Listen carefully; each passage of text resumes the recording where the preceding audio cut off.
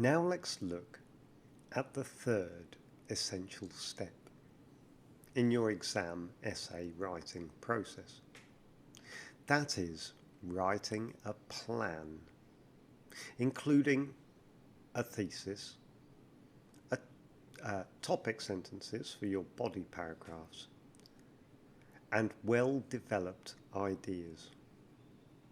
Now that you've listened to the brief lecture and taken some notes, it is time to decide on your position, to what extent, how much, and to organise your ideas from your analysis of the question, brainstorming, and notes on the listening to answer the question, to what extent can the ocean provide a sustainable global food supply in the future?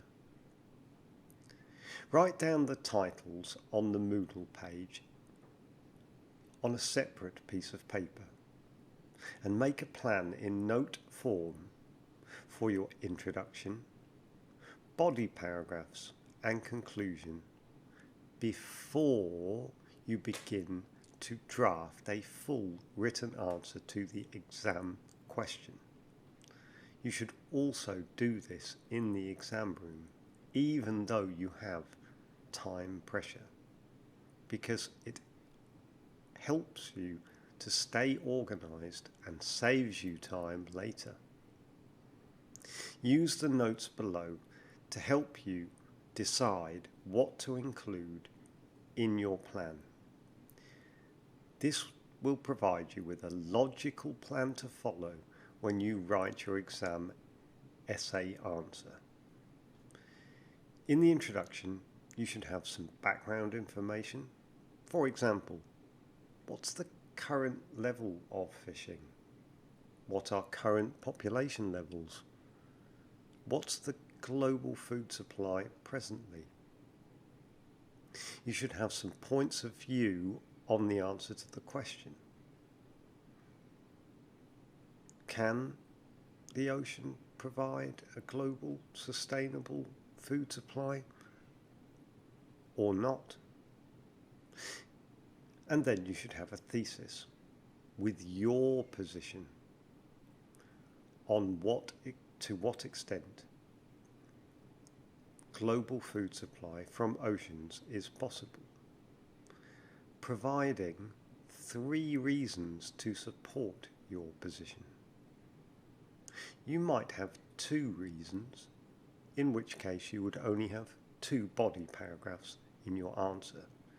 You should choose based on the evidence you have noted from the listening and reading in your exam.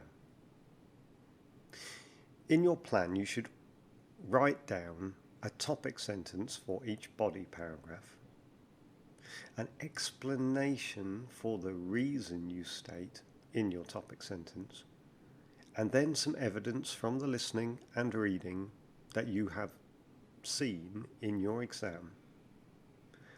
And finally, in each paragraph, you should interpret the evidence and show how it proves that your position is in fact correct.